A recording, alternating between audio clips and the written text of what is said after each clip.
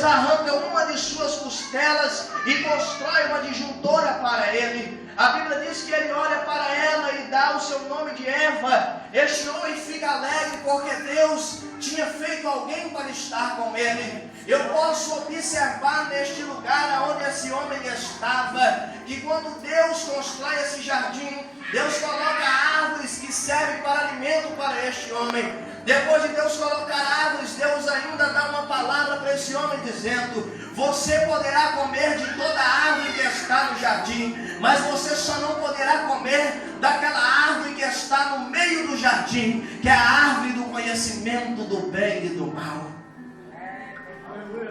Mas a Bíblia diz que o diabo, como muito de astuto, esse diabo toma a serpente, e essa serpente chega até a Eva e começa a indagar Eva naquele lugar.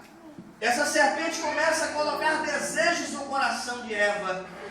A Bíblia não nos dá respaldo para dizer que foi a serpente que arrancou o fruto e entregou na mão de Eva. Mas a Bíblia nos dá respaldo para dizer que ela colocou dentro do coração de Eva o desejo de comer deste fruto. Eu começo a imaginar que a própria Eva foi a ter esta árvore e arrancou desse fruto. O coração de Eva desejava, ela queria experimentar aquilo.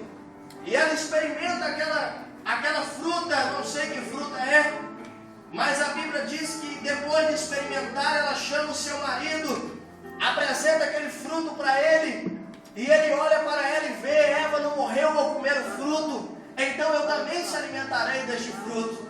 A Bíblia diz que Adão alimenta deste fruto, come esse fruto, mas a Bíblia também nos dá respaldo para dizer que em todos os dias, no final da tarde, Deus descia a este jardim para conversar com o homem face a face.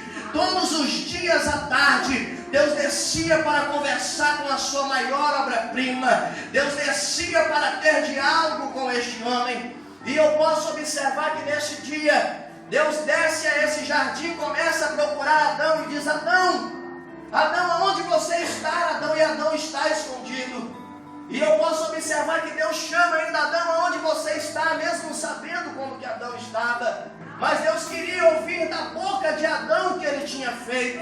A Bíblia diz que Adão estava escondido e Deus o procurava. Depois Deus encontra Adão, dá vertes a Adão para se vestir. E eu começo a observar que chega um tempo em que Deus entra em um diálogo entre ele, o seu Filho e o Espírito Santo. A Bíblia nos dá respaldo para dizer, no livro do Gênesis, capítulo 3, versículo de número 22, a Bíblia diz que Deus chega e diz: agora Adão é como um de nós, para que ele não pegue também a árvore da vida e a tome para si e tenha vida eterna. Vamos tirar ele do jardim. Talvez a gente se pergunta, como eu me perguntei, por que é que ele não poderia comer dessa árvore da vida e ter essa vida eterna. Eu pude observar que Deus estava dizendo: vamos tirar ele do jardim, porque assim como ele está nessa prática, nesse erro, ele vai viver eternamente nesse erro. Então é necessário enviar ele para a terra, para que ele possa trabalhar nessa terra e cultivar nessa terra, e tudo que ele for se alimentar será com o seu próprio suor. E eu observo que Deus envia ali Adão e Eva para a terra, e está Adão e Eva nessa terra trabalhando, suando, tem filhos. A Bíblia diz que ele teve um filho chamado Abel, o outro chamado Caim. A Bíblia diz que Caim mata Abel. Eu não vou nem historiar, entrar nessa parte do texto. Mas a Bíblia diz que chega um certo tempo em que Israel está cativo no Egito. Quando Israel está cativo no Egito, Deus ouve o clamor de Israel. E Deus envia um homem chamado Moisés para livrá-los.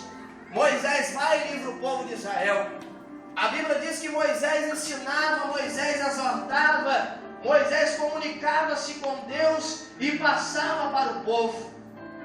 Mas a Bíblia diz que houve um certo dia em que Deus resolveu comunicar-se com o povo também.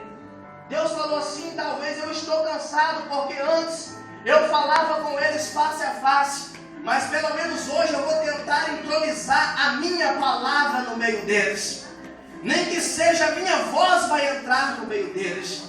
E a Bíblia diz que Deus chega para Moisés e fala: Moisés, prepara o povo para se santificar, porque hoje descerei em uma nuvem e falarei com eles. Mas a Bíblia diz que Moisés prepara o povo ali, no livro do Êxodo, capítulo 19, do versículo 5 em diante. A Bíblia diz que Moisés, depois de preparar o povo, a Bíblia diz que desce uma grande nuvem. E quando a voz de Deus brada no meio daquele ambiente onde estava o povo, a Bíblia diz que o povo ficou com medo da voz de Deus. A Bíblia diz que o povo não suportou ouvir a voz de Deus. E eles falaram: Moisés, Moisés, vai você mesmo, porque nós não suportamos ouvir. O que ele falar contigo, você diz para nós. Irmãos, aqui está a primeira tentativa de Deus de começar a comunicar-se com o povo. Aqui Deus se disponibiliza e fala assim: entrarei e entronizarei no meio deles a minha voz. Aqui eu entrarei e trarei palavras para ele hoje. Hoje, Moisés, eu quero falar com meus filhos. Moisés, eu sinto saudade de falar com eles. E a Bíblia diz que Deus tenta, mas não dá certo, porque o povo fica com medo de ouvir a voz de Deus. Mas a Bíblia diz que Deus, ao passar muitos tempos, resolve se montar outra estratégia. Deus resolve se chega para Moisés e fala: Moisés, constrói a arca da aliança, porque tentei com a palavra, ficaram com medo. Então colocarei a minha presença no meio deles. Nem que seja com a minha presença, eu habitarei no meio deles. Mas a Bíblia diz também que Deus tenta entrar no meio do povo através daquela arca da aliança. Aonde aquela arca da aliança estava com o povo, tudo dava certo. Aonde aquela arca da aliança estava com o povo, as coisas aconteciam e iam bem. Mas a Bíblia diz que houve um certo dia em que Davi resolveu se tirar daquela arca e levar para um lugar, mas da forma que ele queria. A Bíblia diz que ele coloca aquela arca talvez em cima de uma carroça com bois puxando. Mas a arca começou a tombar. Quando aquela arca foi para tombar, a Bíblia diz que veio um rapaz correndo aqui depressa. Quando esse rapaz vem, ele quer segurar a arca e tocar nessa arca. Mas eu posso observar que quando ele toca na arca, algo acontece. A Bíblia nos dá respaldo para dizer que quando esse rapaz toca nessa arca, ele morre, ele é fulminado, pastor. A Bíblia diz que Deus tenta entrar com voz, não dá certo porque o povo fica com medo. A Bíblia diz que Deus tenta entrar com a sua presença e acontece uma tragédia. E eu começo a observar que Deus tenta falar com aquele povo de uma maneira diferente. Deus começa a dizer e fala: se eu com a minha voz não estou conseguindo, não está dando muito certo. Se com a minha presença um morreu, com a minha voz não ficou com medo, com a minha presença um morreu, então eu estabelecerei outro jeito de entrar no meio dos meus filhos para conversar com eles. Se nós observássemos a Bíblia, nós podemos entender que o próprio Deus disse: então hoje eu vou vestir-me de um corpo carnal e pequeno como deles, e entrarei no meio deles com a minha presença. Aqui nós já entramos no Novo Testamento. Podemos observar que Jesus entra no Novo Testamento como Deus. E depois que Jesus chega neste Novo Testamento com a presença de Deus, eu estava estudando e achei algo lindo. Que Deus no Velho Testamento, Deus tenta entrar com a sua palavra e não consegue porque o povo fica com medo. No Novo Testamento, Jesus entra com a sua palavra e a multidão segue. A Bíblia diz que no Velho Testamento, Deus entra com a sua presença e um homem morre ao tocar na sua presença. No Novo Testamento, uma mulher possessa de enfermidade toca nas orlas de Jesus e tem um milagre, recebe um milagre em sua vida. A Bíblia diz também que Deus no Velho Testamento tenta entrar com a sua voz para o povo, e no Novo Testamento as crianças assentam no seu colo para ouvir uma palavra.